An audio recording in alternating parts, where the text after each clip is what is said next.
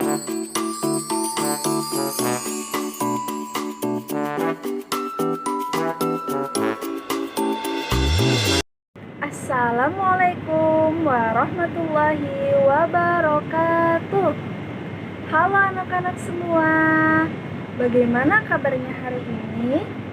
Alhamdulillah, pagi yang cerah, senyum ceria, tetap semangat, Allahu Akbar. Alhamdulillah anak-anak, semangat-semangat semuanya. Anak-anak, sebelum kita mulai pembelajaran hari ini, mari sama-sama kita membaca doa terlebih dahulu. Angkat kedua tangannya dan tundukkan kepalanya. Berdoa dimulai. A'udzu billahi minasyaitonir rajim. Bismillahirrahmanirrahim. Raditu billahi rabbah wa bil islami dina wa bi muhammadin nabiyyan wa rasulah. Rabbi zidni ilma warzuqni fahma. Amin. Alhamdulillah anak-anak, semoga setelah kita membaca doa sebelum belajar, pembelajaran hari ini dapat berjalan dengan lancar dan bermanfaat. Sekarang ibu tanya, di kelas ini ada tidak yang tidak berhadir? Alhamdulillah hadir semua dan sehat semua. Nah anak-anak, materi kita hari ini adalah tumbuhan sahabatku. Nah, adapun tujuan pembelajaran kita hari ini, yang pertama, dengan mengamati gambar, siswa dapat mengidentifikasi tentang perkembangbiakan generatif. Yang kedua, dengan menyimak guru, siswa dapat mengidentifikasi tentang bagian-bagian bunga. Nah, anak-anak, perhatikan berbagai tumbuhan di sekitarmu. Apa manfaat tumbuhan bagi kehidupan? Yuk kita cari tahu. Nah, anak-anak, coba kalian perhatikan gambar yang ada di sini. Kita buat dua pertanyaan. Yang pertama, apa sih manfaat tumbuhan bagi manusia? Yang kedua, apa sih manfaat tumbuhan bagi hewan? Nah, dari gambar ini kita dapat melihat bahwa hewan dan manusia memperoleh manfaat dari tumbuhan. Manfaat tumbuhan bagi manusia yang pertama, sebagai sumber energi bagi manusia. Yang kedua, sumber vitamin untuk menjaga kesehatan tubuh. Yang ketiga, sumber oksigen untuk bernafas. Yang keempat, pengikat air tanah. Yang kelima, peneduh dan memperindah kehidupan di bumi. Lalu, manfaat tumbuhan bagi hewan yaitu sebagai sumber energi bagi hewan. Tumbuhan merupakan sumber bagi kehidupan manusia dan hewan. Tumbuhan adalah produsen penghasil cadangan makanan dan sumber oksigen untuk bernapas, dan melindungi bumi dari sengatan sinar matahari. Nah, lalu Ibu, apa yang akan terjadi jika tidak ada tumbuhan di bumi? Berbagai hal yang akan terjadi jika tidak ada tumbuhan adalah manusia dan hewan tidak memiliki sumber makanan, dan bumi akan gersang sehingga kehidupan akan berakhir. Nah, sekarang ayo kita pelajari tentang perkembangbiakan generatif pada tumbuhan, yaitu bunga. Sekarang coba kalian amati bagian-bagian tumbuhan yang ada di samping Ibu. Di sini ada mahkota, benang sari, kelopak, dasar bunga, tangkai bunga, bakal biji, tangkai putik, kepala putik, tangkai sari, dan kepala sari. Anak-anak, sekarang apa sih perkembangbiakan generatif? Perkembangbiakan generatif atau secara kawin dilakukan melalui proses penyerbukan dan pembuahan. Nah, Ibu, bagaimana proses penyerbukan dan pembuahannya?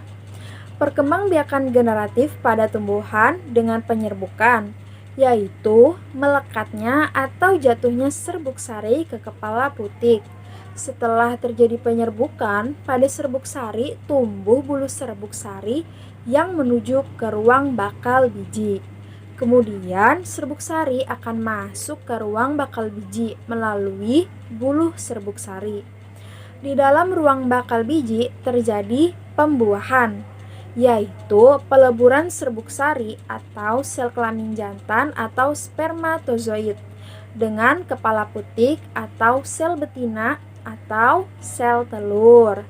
Nah, hasil dari pembuahan disebut zigot. Zigot berkembang menjadi lembaga. Bakal biji berkembang menjadi biji dan bakal buah. Kemudian bakal buah berkembang menjadi daging buah. Lembaga yang berada di biji merupakan calon tumbuhan baru. Selanjutnya, apa sih fungsi dari bagian-bagian bunga? Yang pertama, ada kelopak bunga. Kelopak bunga merupakan bagian paling luar berwarna hijau, seperti daun atau kecoklatan. Nah, bagian ini berfungsi melindungi mahkota pada saat kuncup. Kelopak bunga akan membuka pada saat mahkota bunga mekar sempurna. Sebenarnya, kelopak bunga merupakan modifikasi dari daun. Yang kedua, ada mahkota bunga. Mahkota bunga merupakan bagian paling mudah dikenali karena berukuran besar dan berwarna mencolok. Bagian ini berfungsi membantu penyerbukan bunga dengan menarik perhatian para serangga agar hinggap.